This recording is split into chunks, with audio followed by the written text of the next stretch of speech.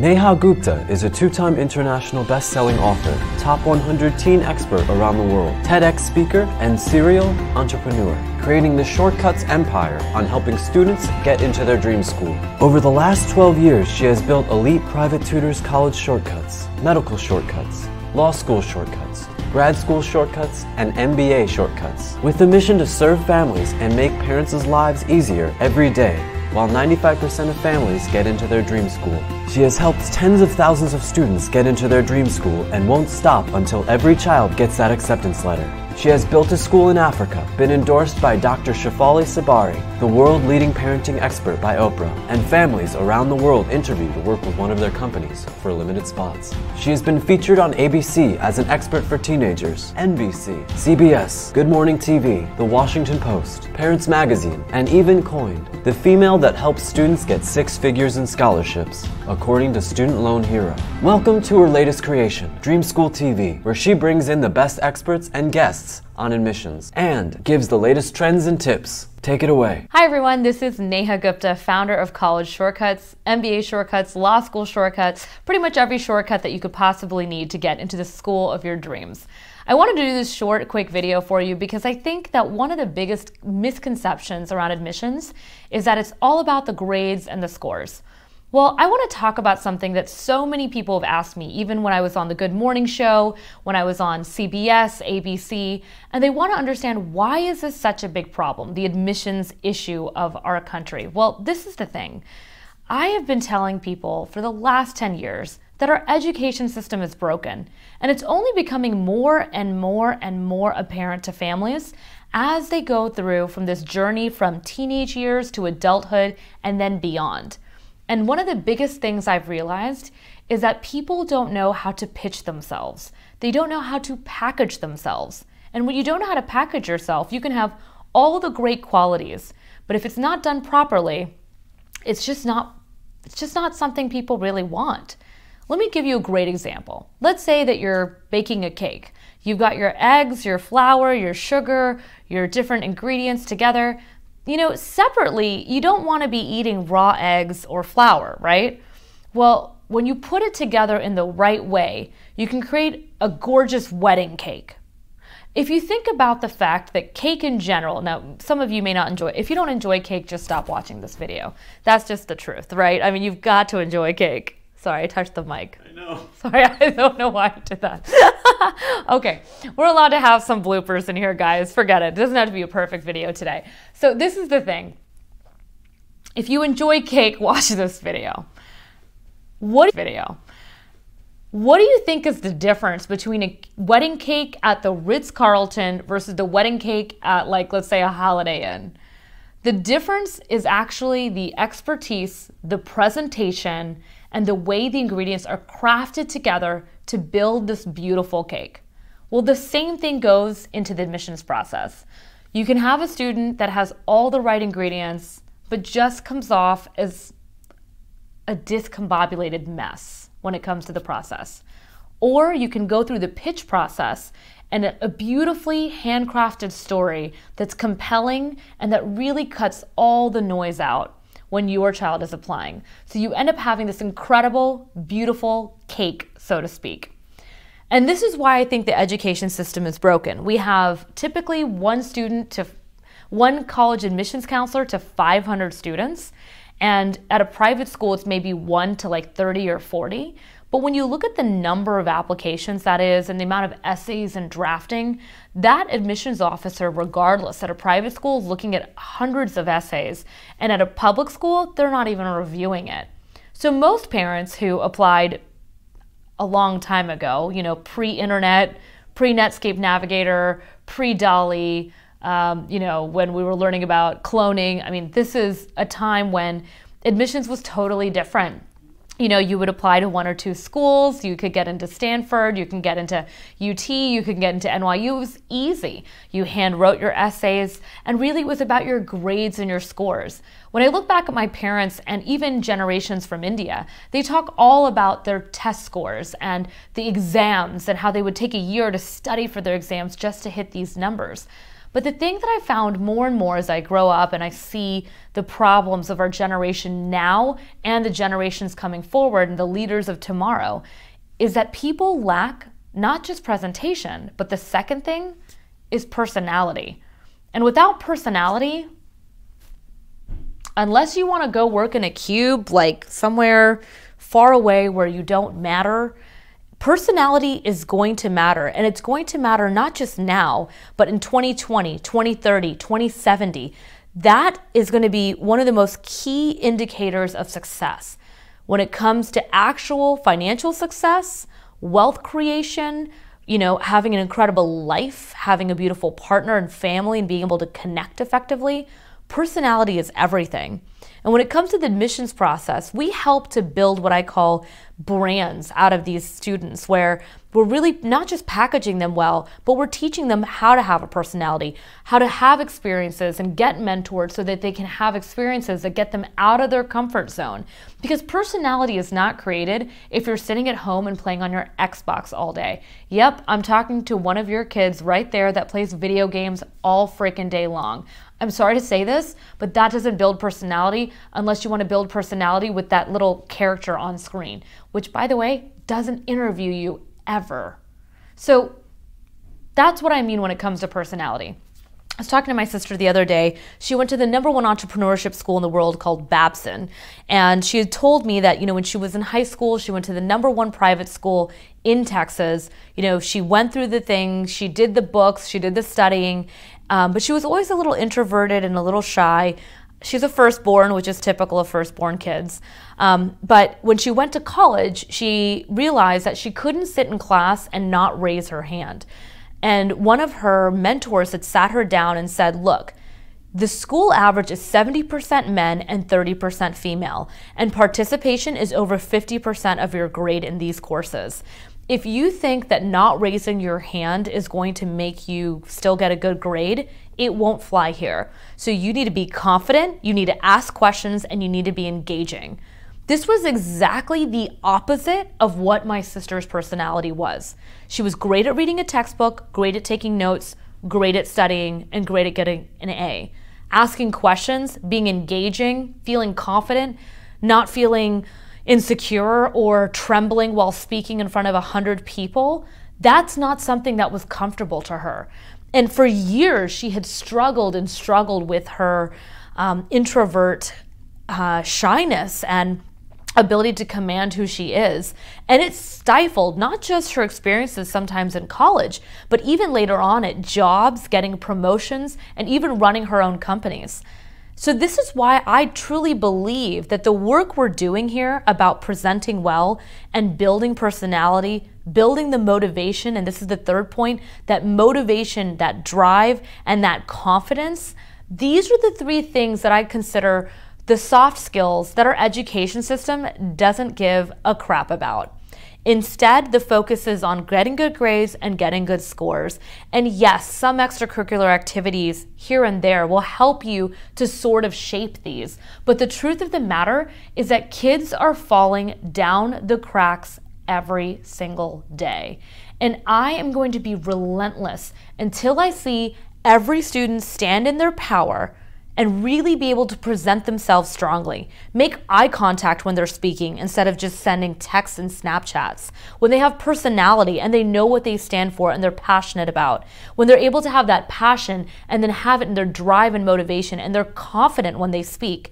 I'm not going to stop building my shortcuts empire because I believe that children, if they have the right experiences through experiential learning, that's how they're going to have it. That's how they're going to get these softer skills. And it's a major reason why our mentorship program is so popular, because we customize every single program we do for every student. So let's talk about it. I was working with a student named Jay. He was introverted, out of the Bay Area, barely spoke a few words on every call. And finally I said to him, you know what, Jay, I know I'm your coach, but it's actually your future and it's your job to do this call with me. So do you actually want this or not? Because if you don't, I don't personally care. Now, this sounds harsh to some people. Some parents might be appalled by that. Maybe it was just the way I was raised. I was challenged all the time. with my parents and friends and family. That's just how I got out of my comfort zone. And he was kind of taken aback by that question. And he goes, yeah, I do want it. I said, well, you have the capability, but it's not my job to direct everything you do. You have to want it. So tell me, what are you actually interested in? Outside of the schoolwork and all this other stuff you have to do, what do you actually like doing? And he goes, well, honestly, I love video games. I love creating apps. I love building websites. I love my Legos. Now, keep in mind, Jay is what I would call a typical type of student. So when I hear families say like, oh, my kid's a top student and they do all these things and they think their kid is unique, what they don't actually know is that they're spending 24/7 with this one little human being. They don't realize that that student is competing not only with the kids in their high school, but the kids at other high schools that you don't talk to those kids or those families, or even in the cities nearby or in the state that you're in, or actually with the other 50 states that exist with that same type of student. Oh wait, let me remind you, also globally against Asia, Europe, and all sorts of other countries with that same type of student like Jay. Now, his parents think he's better than sliced bread. But when I look at him, I say, okay, that's great, but what else? And it's a tough question because they're not asked that question at school. No one sits there and asks Jay, hey, I know you love math and science and you do all these activities, but what do you want to do? And to me, that's a problem. What are you passionate about? What are you going to do to add value to the world? And if you don't know that, if you can't start getting experiences to figure that out, let me tell you what it looks like later. It's really painful to watch because I speak to so many people in their 30s and 40s on a daily basis. And when I explain what I do in a 1-minute sentence and I say, look, what I do is I help students to mentor and find their passion at an early age, to get the right experiences based on what they want, and then from there, package it and find the right programs for them. They literally look at me and they say, oh my God, I wish I had you. Every time I hear that, it makes me work harder because I hear it every single day. 80% of Americans hate their jobs.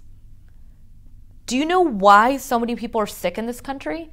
Because if you hate what you're doing for 40 to 50 or 100 hours a week, we've got a serious epidemic on our hands. And the other question is, do you want your child to be like that too?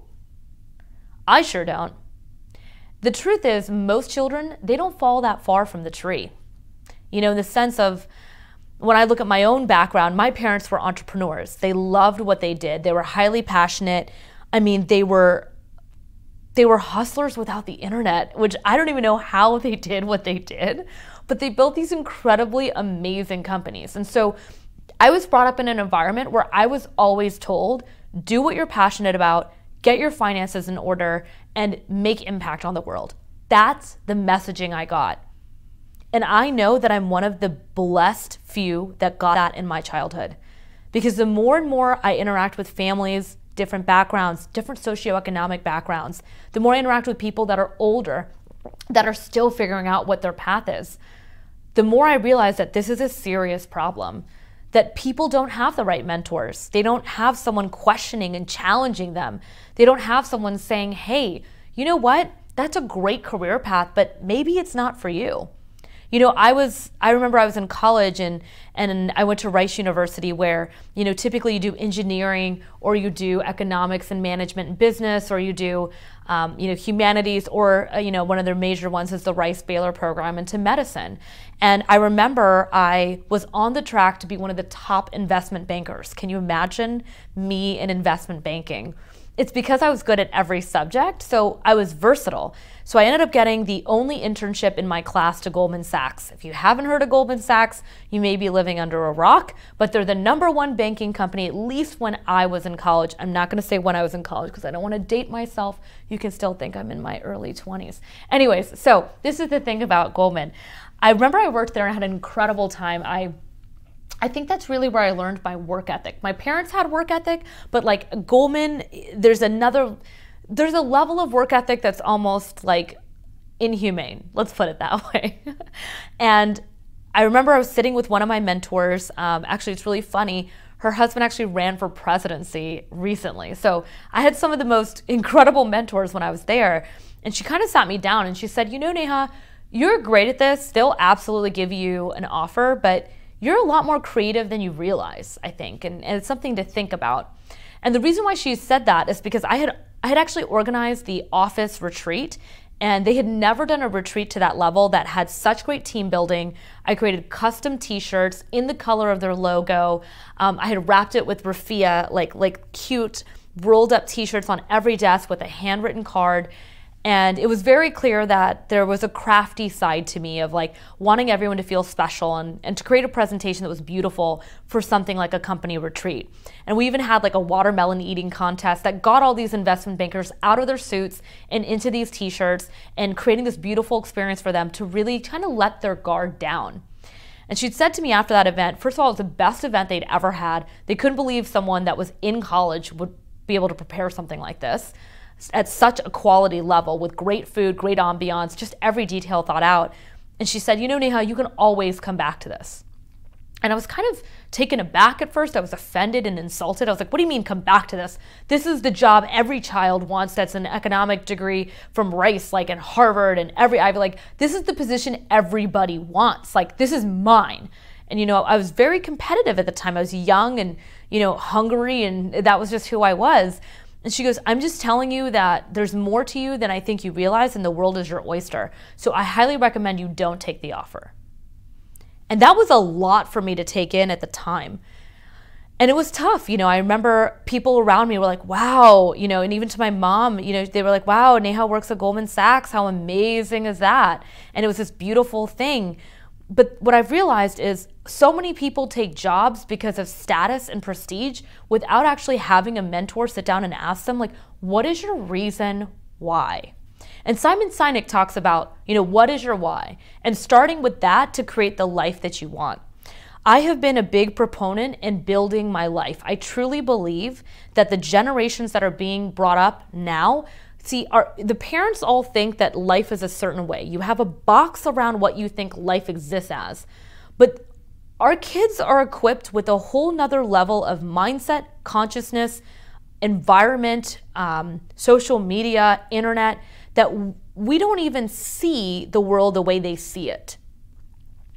And it's so powerful to make sure that you are understanding that your children are going to demand a different world than you have lived in. If you think about the fact that the jobs that existed in the past, some of them don't even exist now, or even the jobs right now, they didn't exist back then. For example, if you thought you could get a job as a social media community manager in the 80s, you were dead wrong. That position didn't even exist.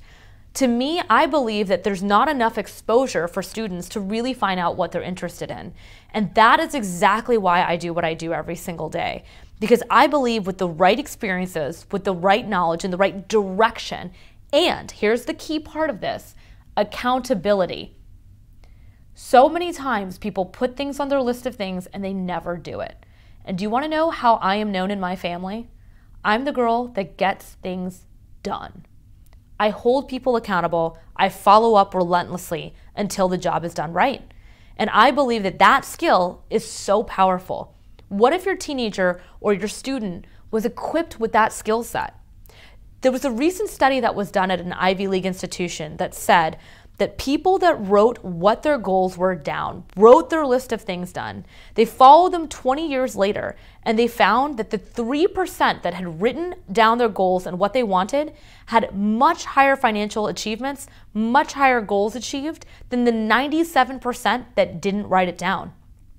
But what if I told you that not just writing it down mattered, but having someone a few steps ahead of you that can show you your path, that can give you the shortcut, can make all the difference in creating your life that you truly want for your child. To really have a legacy that's incredibly powerful and actually that surpasses you. That's the biggest thing. You know, my sister and I talk all the time about the fact that, you know, we've surpassed really what our parents thought was even possible for us. We were supposed to fit into the box of just, going to school, getting good grades, going to a good college, getting married, having a son and a daughter, living in a white picket fence, in a house with a dog, maybe no dog, who knows, with a good job, and your husband has a good job. This was the funnel that we were supposed to be on. I've traveled to upwards of 30 to 40 different countries. I've lived in different places in the world. I run many companies that are very successful. I've built a school in Africa. I've been an author of 3 different books. I'm a TEDx speaker. Do you think my mother knew that this was possible? Did she think that she could have a child that would have a much more outgoing personality than her? This is why all parents need outside help. Because you only know what you know. And the second thing is, you think that your kid is a certain way. But what if I told you that when a mentor steps in, this ring that we put around your child gets broken, and we look at them from a completely fresh perspective, and we believe the world is their oyster? So I wanted to do this video to tell you the importance of these 3 things. 1, presentation is everything. Number 2, personality is what's going to make you super successful in life. And 3, having the motivation, the drive, and the confidence. And let me add the last part, the accountability is what is going to change our world. It's what's going to create the leaders of tomorrow who are able to live a life that we couldn't even dream of for them. So my question to you is, do you want that for your family? Do you want that for your legacy? Do you want to make sure that your child has every opportunity to shine in the light that they were supposed to be in, to have the confidence, to be happy, to feel excitement when they go to work or when they create their own business or when they start their new passions in life? If that's what you want, go ahead and reach out to me, because I am not going to stop until every child gets the life that they deserve, that they dream of, and that they design.